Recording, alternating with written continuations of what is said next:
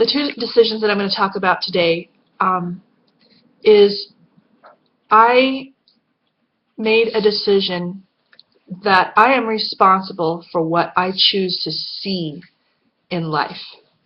And this is actually the decision that has to do with gratitude. Most people think of gratitude as a thankful feeling in the heart, which it can be.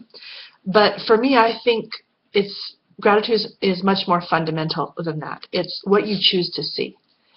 You can see, it's choosing to see what you have. Instead of seeing a world that is full of lack, to see the world that is full of abundance.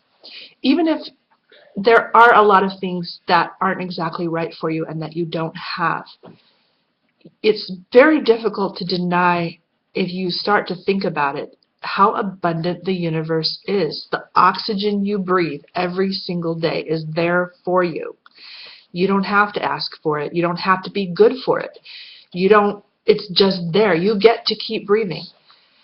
The time that we get, the sunsets, the sunrises, if you have your health. Not everybody does, but if you have your health, I mean, we take that for granted. The technology, the washing machine, the fridge that keeps your, I actually got this, I think there was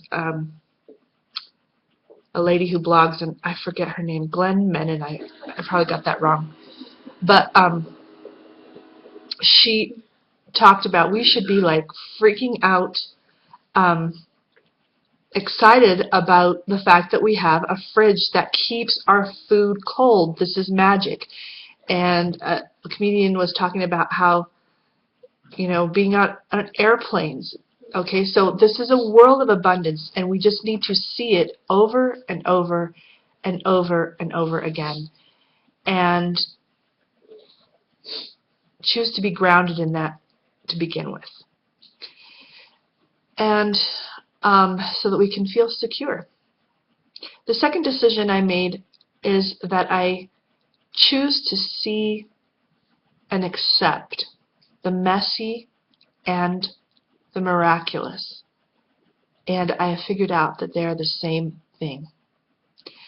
When I was younger, my quest in life was to try to make everything in order and make everything perfect, and I was trying to make everything out there, and I always failed, so then I freaked out more.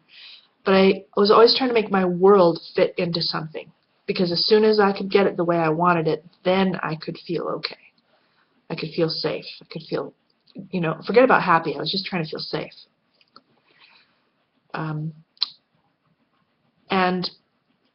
nobody can do that, because life is life.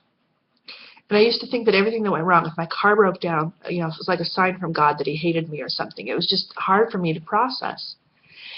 And I finally realized that life is messy, and that's part of the miracle. I'm still learning to embrace the chaos, and that, yes, cars break down, computers go on the fritz.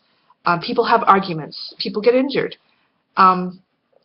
It's not a heavenly conspiracy, or it's not a reflection on us as human beings. It's just part of life, that these things happen, and then we can trust ourselves to handle whatever is coming, whether it's something really good or really bad. It seems like the good always passes into the bad sometimes. We love someone, we lose them.